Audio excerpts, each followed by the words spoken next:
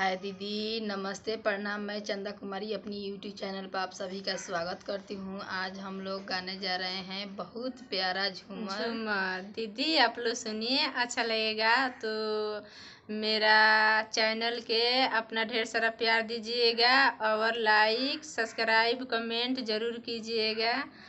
बहुत प्यारा झूमर गाने जा रहे हैं। प्यारा झूमर है, आप लोग सुनिए, अच्छा लगेगा तो कमेंट बॉक्स में ज़रूर बताइएगा जो हम लोग के झूमर कैसा लगा। बहुत हम लोग मेहनत से गाते हैं दीदी, आप लोग सपोर्ट नहीं करती है दीदी। आप लोग अपना छोटा बहन समझ के हम लोग को अपना प्यार दुलार ढेर सारा दीजिए दीदी। जैसे सब दीदी के आप लोग सपोर्ट कर रही है दीदी, उसी तरह हम लोग आप लोग का बहन नहीं है, हम लोग का भी अपना सपोर्ट कीजिए दीदी। बाएं हाथ